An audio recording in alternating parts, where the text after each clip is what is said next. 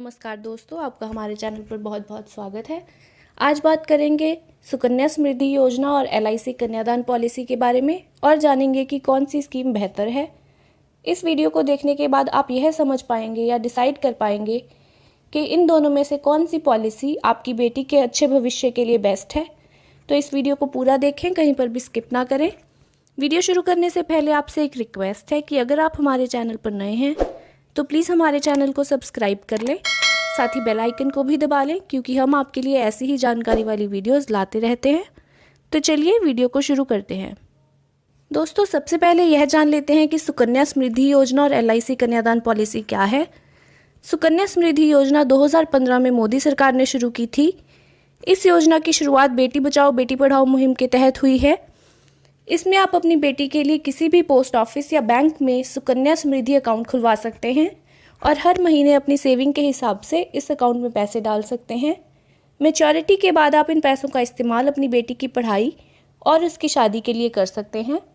वहीं एलआईसी कन्यादान policy LIC की जीवन लक्ष्य प्लान की ही एक टाइप है, जिसमें आप अपनी बेटी की एजुकेशन और शादी के लिए पैसा जोड़ सकते हैं एलआईसी के माध्यम से।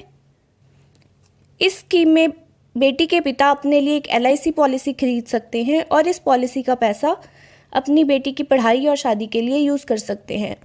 दोस्तों, दोनों स्कीम्स में सबसे पहला डिफरेंस ये है कि सुकन्या समृद्धि योजना में आपको अपनी बेटी के नाम पर अकाउंट खुलवाना होता है और 18 साल की होने के बाद वह इस अकाउंट को खुद से संचालित कर सकती है।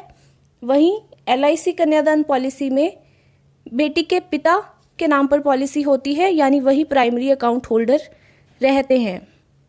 इसके अलावा सुकन्या समृद्धि योजना में आप एक बेटी के नाम पर एक ही अकाउंट खुलवा सकते हैं। वही एलआईसी कन्यादान पॉलिसी में ऐसी कोई भी लिमिट नहीं है। आप अपनी इनकम के हिसाब से जितनी पॉलिसीज चाहें उतनी करा सकते हैं अपनी बेटियों के लिए।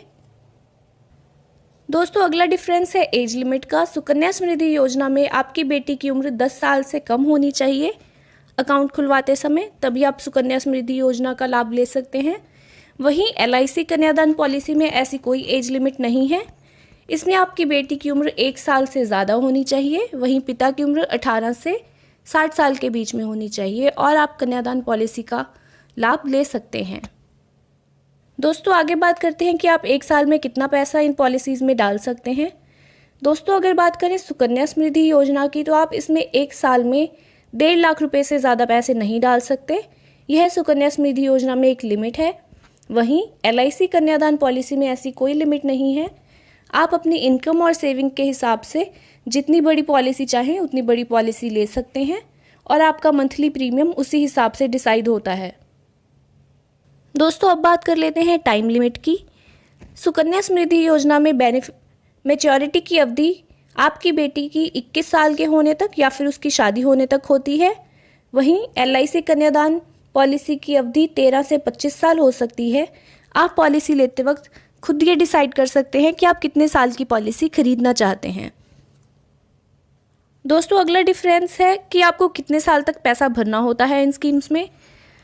अगर बात करें सुकन्या समृद्धि योजना की, आपको इसमें मैच्योरिटी से पहले हर साल पैसा भरना होता है। वहीं एलआईसी कन्यादान पॉलिसी में आपको मैच्योरिटी अवधि से 3 साल कम पैसा भरना होता है।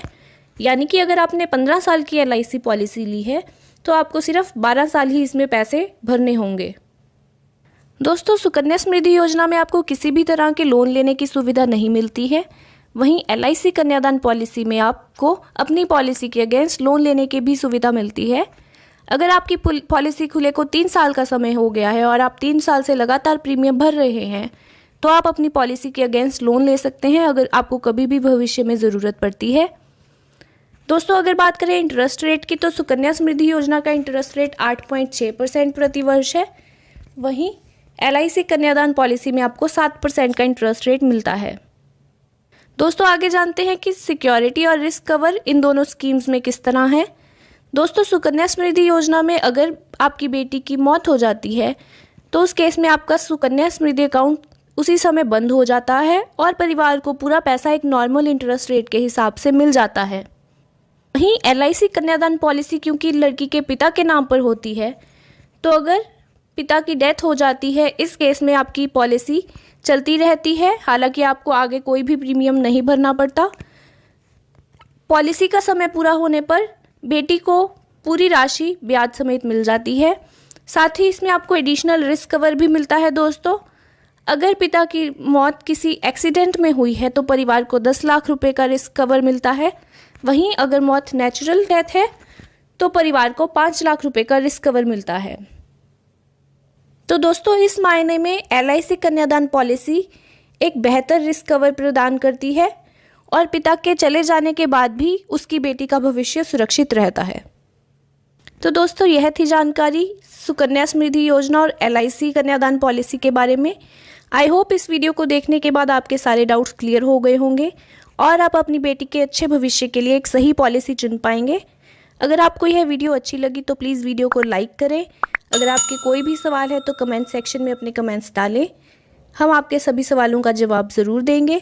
प्लीज़ इस वीडियो को अपने दोस्तों और परिवार के साथ भी शेयर करें ताकि ज़्यादा से ज़्यादा लोगों तक यह जानकारी पहुंच सके। वीडियो को अंत तक देखने के लिए बहुत बहुत शुक्रिया। मिलते हैं अगले वीडियो में एक नई जानकारी के साथ। तब तक के लिए धन्यवाद।